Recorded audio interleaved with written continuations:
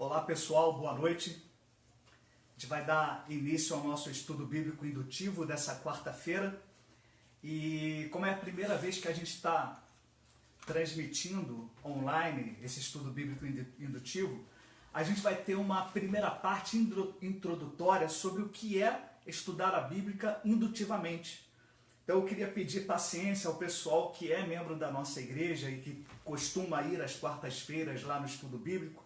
A gente vai ter uma parte aqui que com certeza você já viu uma ou duas, ou já ouviu 3, 4 vezes sobre os princípios básicos do estudo bíblico indutivo. Tá bom? Queria pedir um outro favor a você.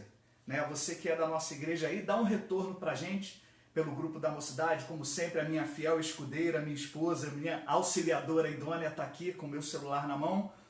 Retorna aí pelo grupo da mocidade ou pelo grupo da liderança como é que está o áudio, a captação do áudio, porque a gente ainda não tem os recursos adequados para melhorar nesse aspecto, por isso eu estou tentando falar bem alto, tá bom, irmãos? Então é só dar um ok aí no grupo, para que a gente possa saber que está ok, e enquanto isso eu vou começar aqui a apresentação dos slides, e a gente vai passando aqui ponto a ponto sobre essa introdução. Beleza? Dá um ok pra gente aí nas redes sociais, pra gente saber que você está conseguindo ver o que está escrito aqui nos slides e também que você está conseguindo ouvir. Pedir a Isabela para passar o primeiro slide pra gente.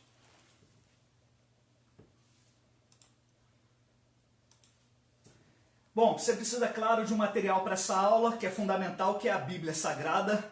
Se você não tiver a Bíblia, procura aí no seu celular aí um aplicativo, baixa rapidinho. A gente vai utilizar a versão Almeida, revista e atualizada, tá bom? É bom também que você pegue canetas e lápis, se for colorido, melhor ainda, e um caderno para poder fazer as anotações aí conforme a gente for chegar, quando a gente chegar no texto básico mesmo do estudo bíblico dessa noite, que está lá em Marcos, no capítulo 7. Seguindo aqui adiante. Bom, o estudo bíblico indutivo, ele se refere ao estudo que lida com uma conclusão baseada na verificação anterior de fatos. No nosso caso, esses fatos estão registrados na Bíblia Sagrada.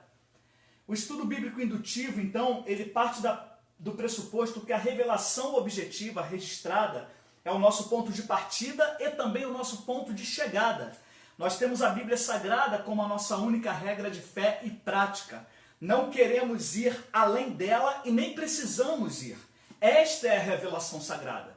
É nisso que nós cremos, como igreja protestante, como igreja reformada, no nosso caso, como igreja presbiteriana do Brasil, mas o cristão que conhece a verdadeira palavra de Deus sabe disso também. Então, não é o estudo que dirige a Bíblia, e nunca vai ser.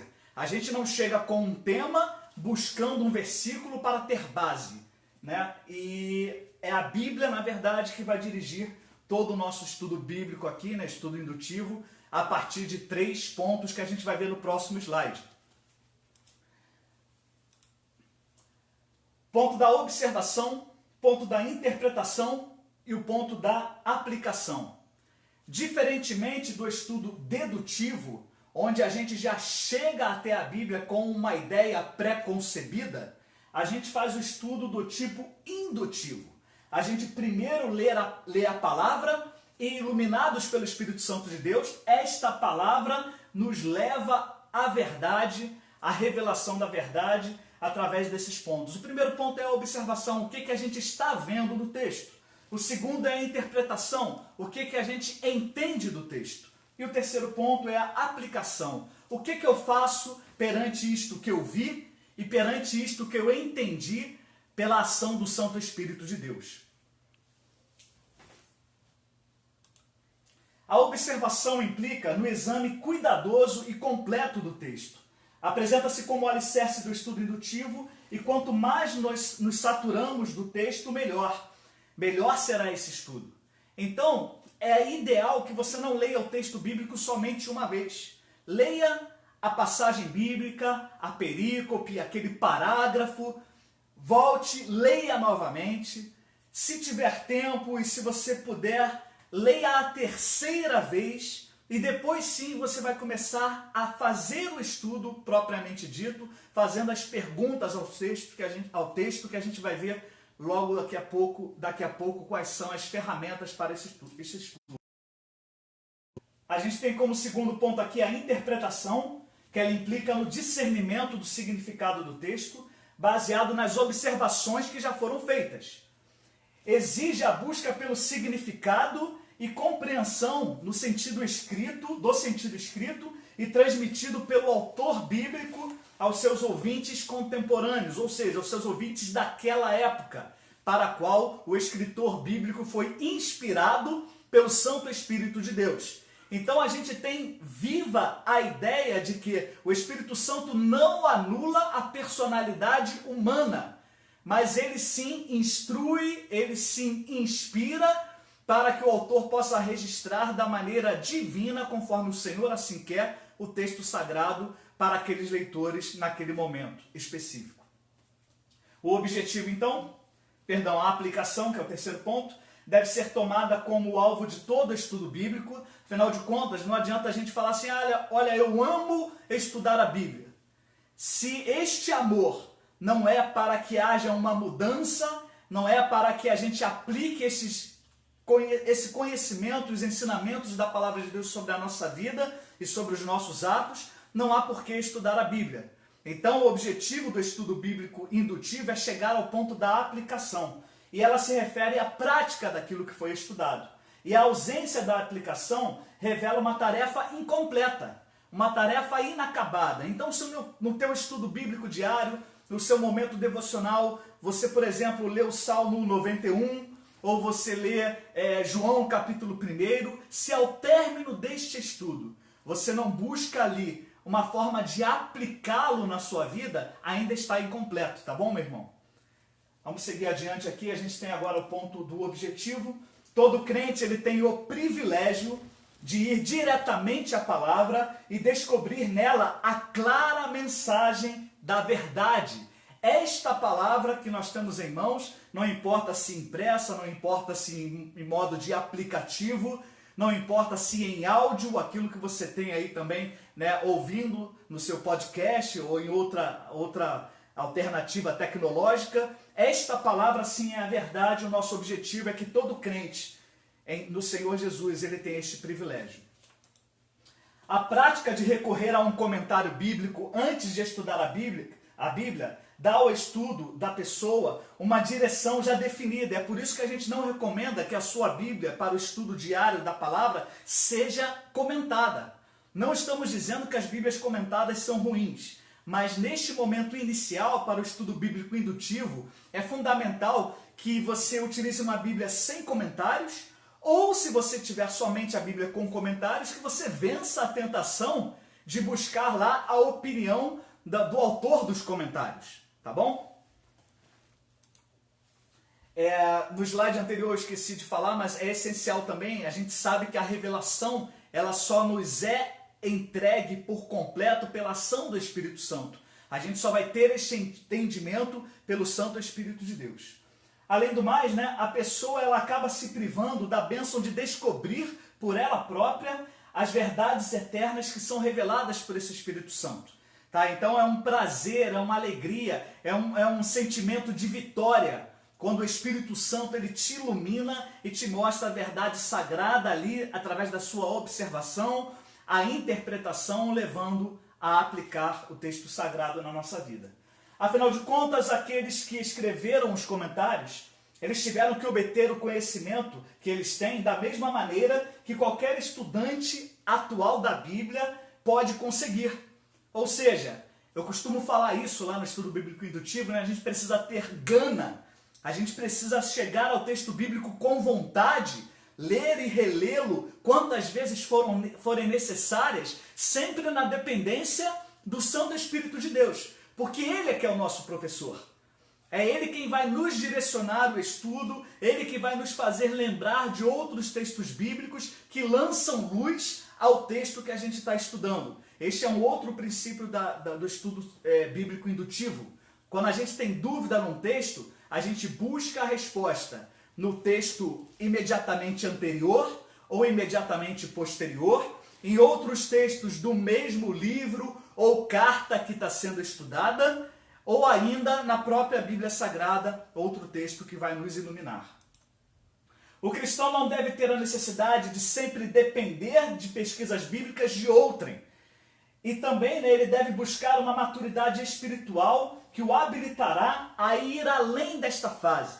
Então está aqui um desafio para você que talvez já tenha aí 5 anos de convertido, que tenha aí talvez 10 anos de escola dominical, ou quem sabe para você que sempre foi à igreja, mas somente no culto, e ainda não parou para estudar a Bíblia adequadamente em casa ou até mesmo na escola bíblica dominical. Não é? A gente precisa crescer espiritualmente, ter esta maturidade espiritual a ponto que consigamos ler e estudar a Bíblia por nós mesmos.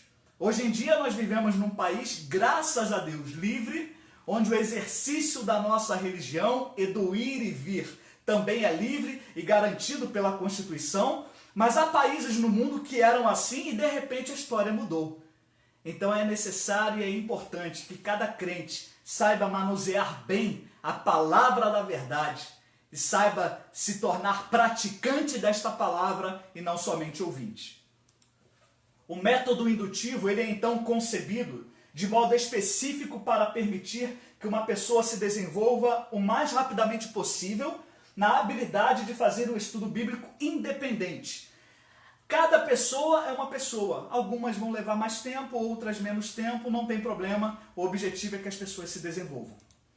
A ênfase deste método está no processo de argumentar ou tirar conclusões a partir de casos específicos, particulares. Esse método envolve a indagação, a pesquisa, o exame minucioso e forte ênfase sobre a observação.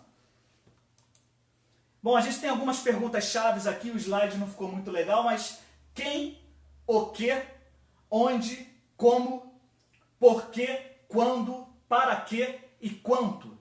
É claro que as perguntas que iremos fazer ao texto, elas podem começar, né, aqui com essas ferramentas que nós temos aqui, e são as ferramentas mais utilizadas no estudo bíblico indutivo, mas elas não se limitam a somente este tipo de pergunta. A gente pode fazer outros tipos de pergunta também, começando de outras formas ou incluindo ali essas palavras no meio da pergunta. O texto de Marcos, capítulo 7, agora eu queria pedir para você pegar a sua Bíblia aí e abrir a palavra do Senhor. Marcos, capítulo 7, versículos 24 em diante.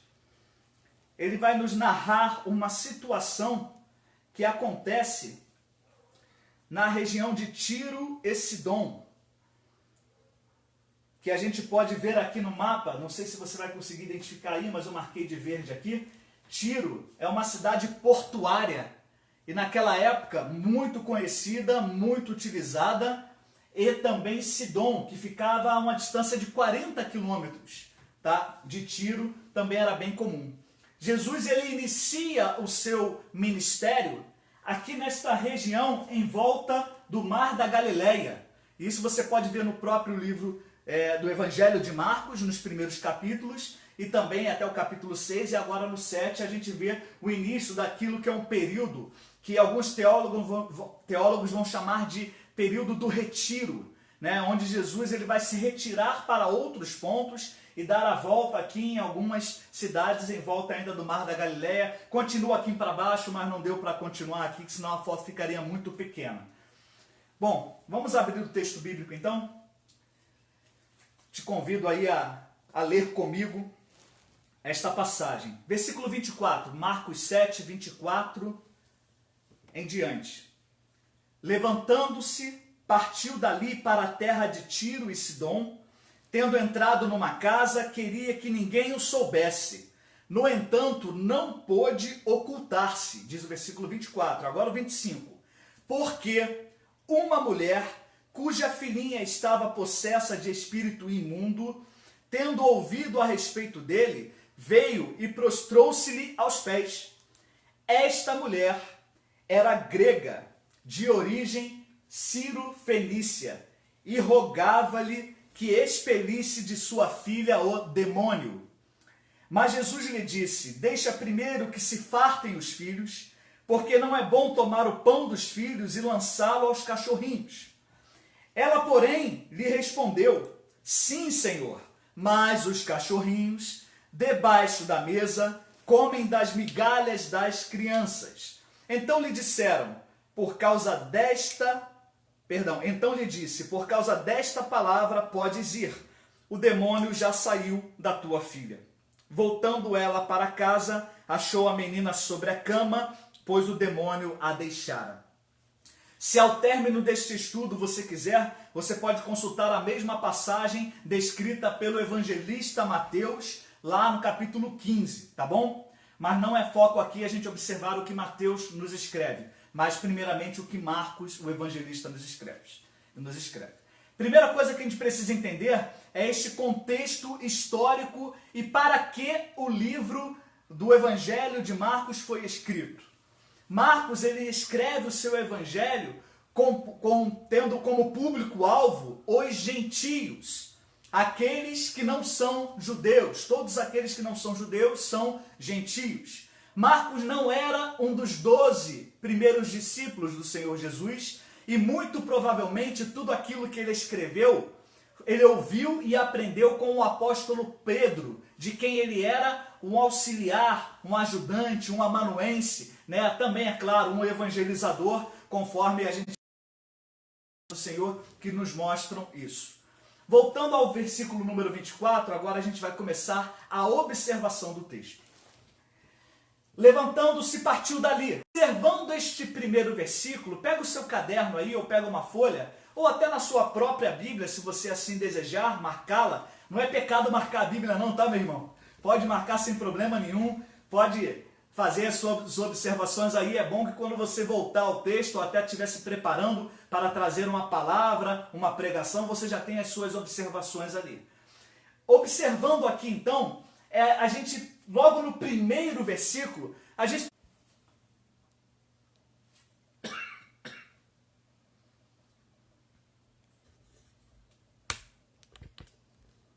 Peraí que tá com problema de sinal.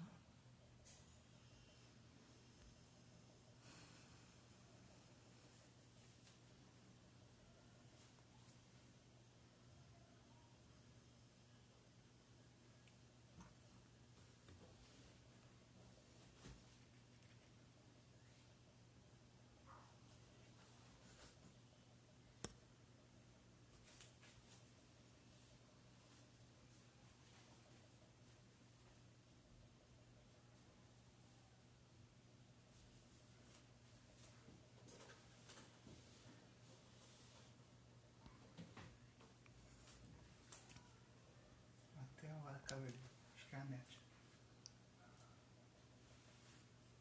Aqui tá dizendo que tá tentando iniciar a transmissão ao vivo. Caiu. Tenta voltar por aqui. Acha uma rede.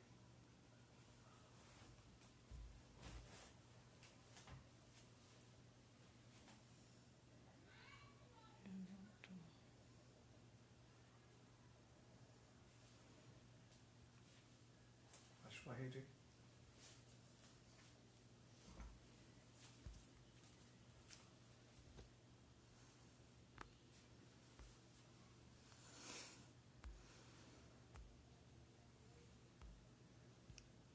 Deixa eu ver aqui. Tá normal.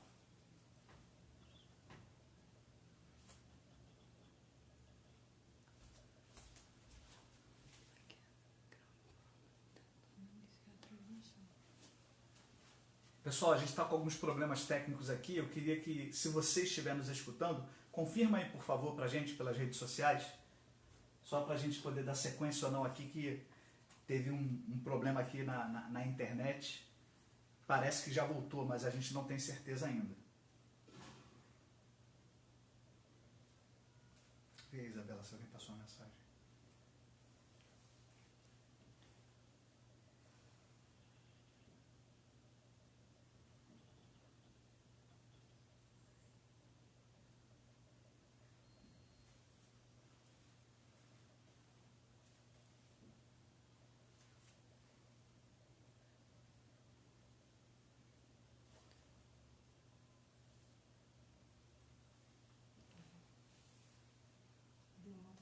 está ok agora. Tudo ok, sim. Funciona. Tá ok? Beleza, pessoal. Obrigado aí. Desculpa por esse problema técnico, né? Então a gente volta aqui ao versículo número 24, observando o texto. A gente já leu o versículo.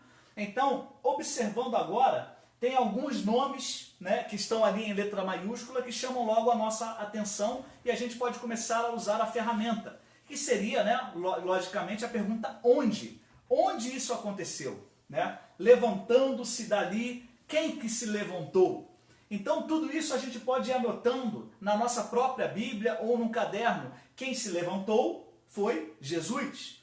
Mateus vai deixar registrado que os discípulos também estavam juntos. E dá a entender assim porque no versículo, né, ou no texto lá, imediatamente anterior, também mostrava que os discípulos estavam presentes. Ele partiu dali da onde? Não é? Se você observar também no texto anterior, é da região de Cafarnaum. Vou pedir a Isabela para voltar no mapa aqui rapidamente, para a gente poder ver. A região de Cafarnaum é aqui. É por isso que esta primeira seta, ela recebe o número 1, nesse momento de retiro do Senhor Jesus, e ele vai até a direção de Tiro, este porto muito famoso naquela região ali, Fenícia. E é por isso que ele encontra ali uma mulher grega, né, de nacionalidade, né, Sírio-Fenícia, nascida na Síria, mas daquela região onde o pessoal considerava, né, os fenícios como uma raça.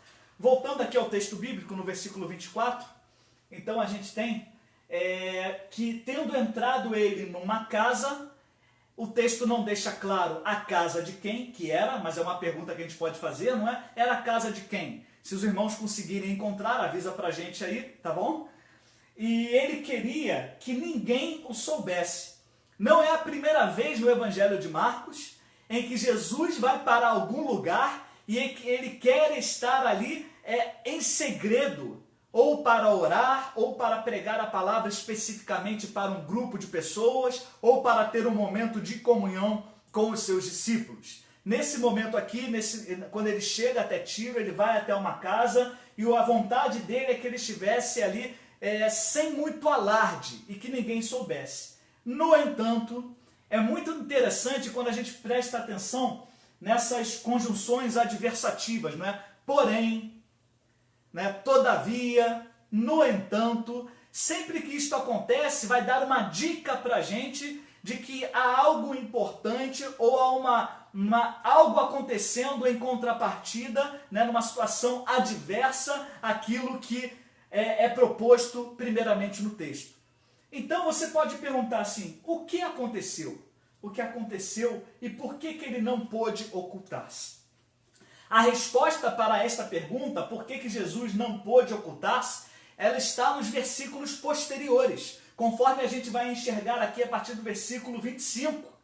Diz aqui o texto que havia uma mulher cuja filha estava possessa de um espírito imundo, e ela, tendo ouvido a respeito dele, veio e prostrou-se-lhe aos pés. O versículo seguinte, que a gente não vai ver agora, vai dizer a origem desta mulher. Mas observando somente por aqui, a gente já começa, com a iluminação do Espírito Santo, a entender o porquê que Jesus queria ficar sozinho, mas não conseguia. Ele não conseguia porque a sua fama já ia longe. As pessoas já ouviam falar... Lembra do mapa, tá? O Mar da Galileia está aqui embaixo, Cafarnaum está aqui embaixo, não é? E essa região onde ele mais, né, trabalhou e evangelizou e discipulou e curou, ensinou, tendo sido primeiramente batizado aqui no Rio Jordão, depois ele sobe e vai estender ainda o seu ministério. Então, nesta região de Tiro e Sidom, onde este fato narrado acontece, já era famosa a vida de Jesus. Talvez você pense, mas não é tão longe assim. Talvez não seja longe hoje, mas numa época em que não tinha uma comunicação rápida, como nesses dias, a fama de Jesus ela já estava indo bem além da sua região original. Versículo 25. Esta mulher, então, ela tinha uma filha e diz aqui que ela estava possessa de espírito imundo. Depois eu queria te convidar a ler o capítulo 5 e o capítulo 6 de Marcos, com calma. E você vai verificar ali que a fama de Jesus como um exorcista, como aquele que expulsava demônios, libertava as pessoas da possessão maligna, ela também já tinha chegado a outros locais. A gente tem libertações ali maravilhosas registradas. O poder de Deus sendo manifestado. Pessoas que viviam há anos debaixo da possessão do inimigo, sendo libertas pelo poder de Deus através do ministério de Jesus. E é isso que no versículo 25 já é provado. Aquela mulher que não era judia, aquela mulher que não era ali companheira no sentido de andar junto, seguidora de Jesus, não estava junto aos discípulos, aquela mulher que era de uma outra religião ou de outras religiões, né? Ela já tinha ouvido falar que Jesus tinha poder para libertar pessoas possessas do inimigo. E é por isso que ela, sabendo que a sua filha estava mal e que Jesus estava na região, ela vai direto ali na região. Vamos ao versículo 26, lembrando que o 25 termina como? Ela prostrou-se-lhe aos pés. E aí a gente pode até fazer uma pergunta também, né? O que significa isso? Você se prostraria aos pés de qualquer pessoa? E aí o versículo, né? Esta mulher que era grega, de origem sírio-fenícia, rogava-lhe que expelisse da sua filha o demônio. Não era um pedido qualquer, muito menos um desafio do tipo, olha, se você é mesmo o filho de Deus, se você tem mesmo este poder todo, a minha filha do espírito imundo que atormenta ela, que incomoda ela e que toma posse da vida dela. Não, esta mulher de origem grega, esta mulher que de uma região ou de uma cultura pagã e que tinham vários deuses, esta mulher ela se aproxima de Jesus e se prostra num momento ali de clara significância de que ela tinha ali encontrado alguém com poder para resolver o problema dela, que na verdade não era só dela, era da sua filha. Interessante que Mateus, quando trata esse texto, vai dizer que ela diz assim, ajuda-me. É a filha que está doente, não é a filha que está possessa, melhor dizendo. Ela pede primeiro para que Jesus, né, liberte a filha desse demônio, mas depois ela diz, ajuda-me, porque ela também sofria. Ela estava incluída ali nesse sentimento de que, olha, não é só a minha filha que padece. Se a minha filha padece, eu padeço também. Então a gente tem aqui, irmãos, este verbo rogar. Rogar não é um pedir simples. Rogar é um pedir insistente. Quando alguém roga, há ali um sentimento envolvido, há dores no peito, há uma emoção à flor da pele, mas há também o reconhecimento, há também o ato humilde de mostrar que o outro, sim, pode resolver a situação da pessoa que está rogando. No nosso caso, a gente roga somente ao Senhor nosso Deus, porque cremos que não há nenhum outro mediador a não ser Jesus, né, que pode levar a nossa petição a Ele e o Espírito Santo fazer com que o Pai entenda o nosso pedido. Aquela mulher, ela não entendia de tudo isto, mas ela foi tocada pelo Espírito de Deus ao ponto de saber, Jesus, este tem o poder para salvar a tua filha. E é por isso que ela rogava que a filha dela fosse, né, tivesse o espírito imundo expulso. Você pode fazer outras perguntas ao texto? Por favor, anote aí. Se a gente estivesse lá na nossa própria igreja, esse seria o momento em que eu pediria aos irmãos para fazerem as perguntas para mim.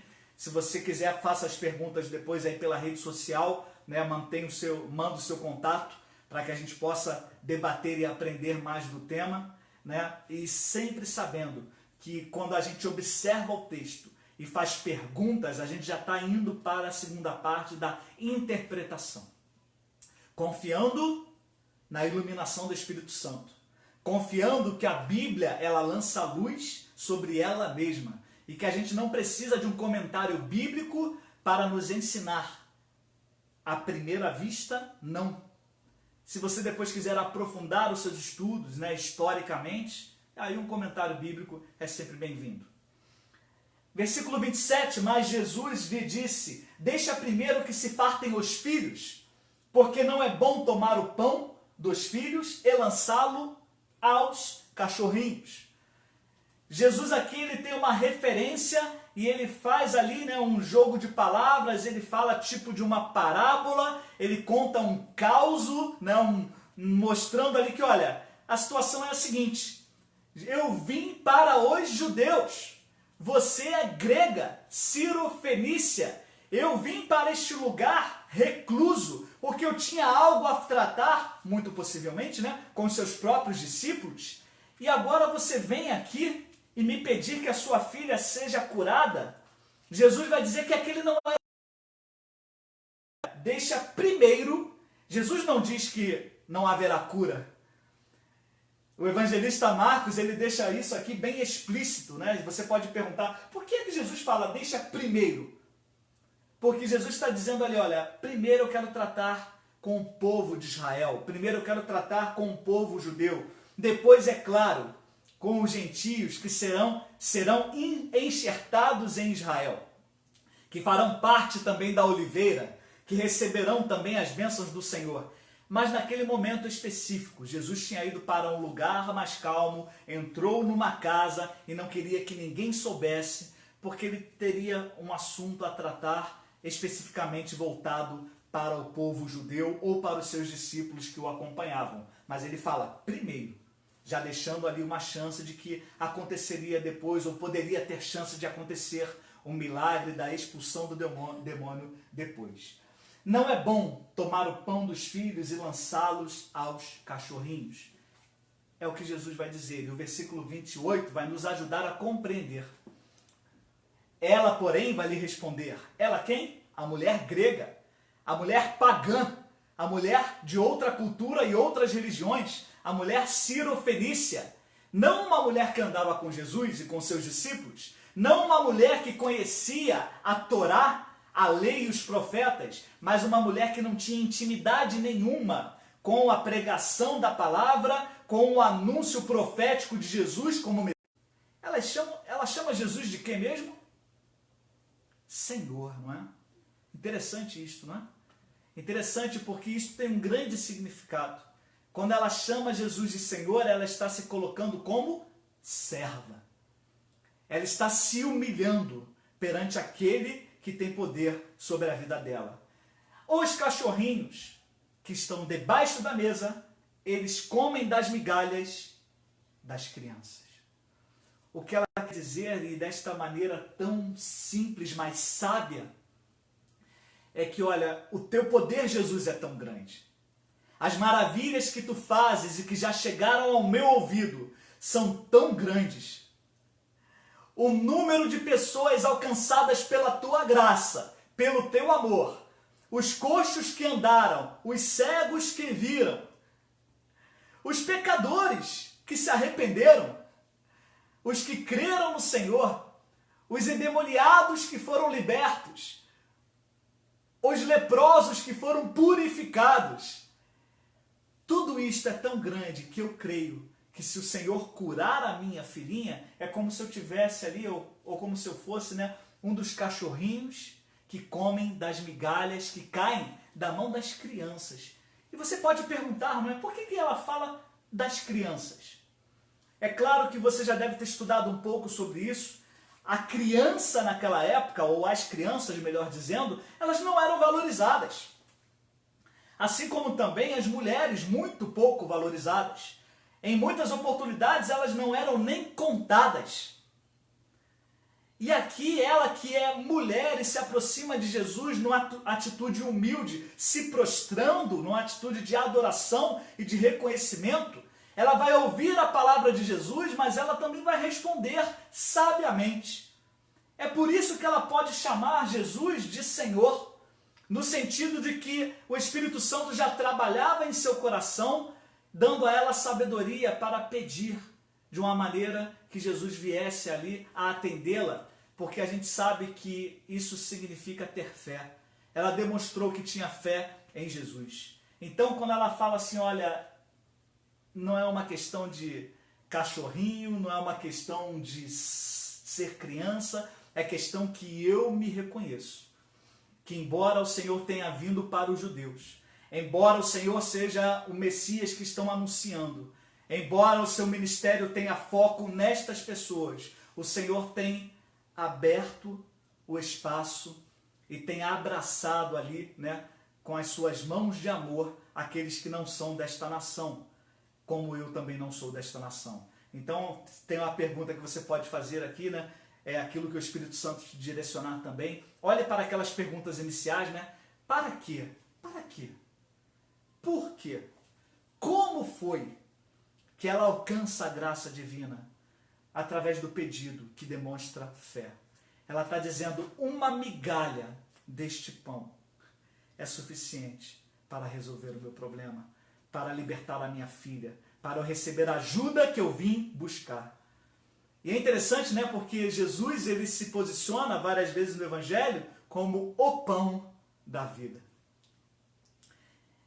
Talvez sem saber, ela está dizendo ali, olha, um pouco de ti, Senhor, já é suficiente.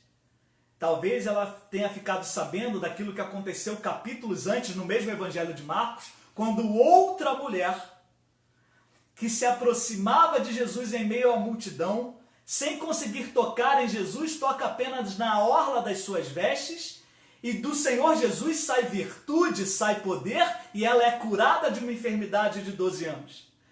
Talvez esta cura tenha chegado aos ouvidos dela, e ela pôde ali falar, olha, não precisa muito, precisa uma migalha deste pão, para que a minha filha seja liberta. Versículo 29, então Jesus lhe disse assim, por causa desta palavra, podes ir, o demônio já saiu da tua filha. Por causa desta palavra. De qual palavra? Da palavra que está no versículo 28. Da palavra de fé em Jesus. Não é uma fé qualquer, não é uma fé na fé, não é a fé pensamento positivo, não é a fé da superstição, não é a fé da autossuficiência, não é a fé em si mesmo, mas é a fé em Jesus, que fez com que aquela mulher ela fosse atendida no seu pedido. E a palavra de Jesus chega até ela desta forma, olha, por causa desta palavra que você proferiu, você pode ir embora, o demônio já saiu da tua filha. Lá no Evangelho de Mateus, logo no início deste texto, no capítulo 15, os discípulos eles se intrometem na conversa entre Jesus e esta mulher, Ciro Fenícia, e os discípulos que vão dizer, Senhor, manda ela embora. Senhor, manda ela ir embora. E aqui tem um grande ensinamento para nós também. Quem diz a hora em que uma pessoa se aproxima ou não de Jesus é o próprio Jesus. Quem diz o momento em que esta pessoa será atendida ou não por Jesus é o próprio Senhor Jesus. Não é à toa, que a gente ora pedindo, seja feita a tua vontade. E o tempo do Senhor nosso Deus, ele é diferente do nosso tempo. Deus não está limitado no Cronos, mas o tempo de Deus, que é o Kairos, ele governa eternamente sobre nossas vidas. Bom, a mulher então ela fala a palavra certa. Daqui você já pode ir olhando para uma aplicação na sua vida, assim como o Espírito Santo mostra também uma aplicação na minha vida. Como ser atendido nas nossas petições? Pedindo da maneira certa, pedindo a pessoa certa e aguardando o tempo certo. Aquela mulher, ela pediu a pessoa certa, que é Jesus. Ela pediu da maneira certa, demonstrando fé, e no tempo certo ela foi atendida. Quis Deus que o tempo certo fosse imediato. Nem sempre é assim, mas nesse caso que ficou registrado para nós foi assim. Jesus declara, o demônio já saiu. Jesus não fala, olha, vai caminhando para casa, quando você chegar lá, você vai ver lá que ela vai estar melhor, e no dia seguinte, ou então vai caminhando para casa e me espera lá. Afinal de contas, lembra o que eu te disse no versículo anterior, né? Primeiro eu vou atender quem está aqui. Vamos voltar um versículo lá, né? 27. Deixa primeiro que se fartem os filhos. Agora vamos lá, no 28 e 29. Não.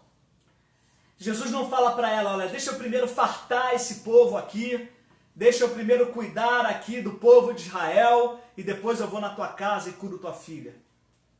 Nesse momento aqui, depois da palavra de fé em Jesus, depois de usar palavras sábias, Jesus vai dizer, olha, por causa da tua palavra, a tua filha foi liberta. E o versículo 30, voltando ela para casa, achou a menina sobre a cama, pois o demônio a deixara. Que interessante, não é, irmãos? Observem também mais uma conjunção aqui, explicativa no caso, né? Achou a menina sobre a cama, porque o demônio a deixara. Será que aquela menina ela conseguia dormir antes disso? Será que aquela menina ela tinha paz antes disso? Ou era como aquele famoso endemoniado lá de Gadara, né? Ou em outras versões, o Gadareno ou o Gerazeno, né? De Genezaré? Será que esta menina era como aquele, né? Que se batia e que andava de um lado para o outro e não tinha paz e não deixava ninguém em paz? Esta menina aqui, ela não tinha o costume mais de estar deitada, porque enquanto o demônio a possuía, ela não tinha paz. E esta é a ênfase que o evangelista Marcos dá ao versículo número 30. Por isso que é importante a gente observar cada palavra. Não é à toa que a própria Bíblia Sagrada diz que a gente não deve tirar, né? E nem acrescentar, nem um pingo no i, nem o tio, né? E nada desta palavra. Não é à toa que os escribas tinham o cuidado de fazer as cópias e contar ali ao final, né? O número de letras até, para que não faltasse nada. Cada palavra da palavra de Deus, da Bíblia Sagrada, da Santa Escritura, ela tem o poder de nos alcançar e de nos transformar dentro do contexto, dentro da vontade do Senhor. A mulher voltou para casa.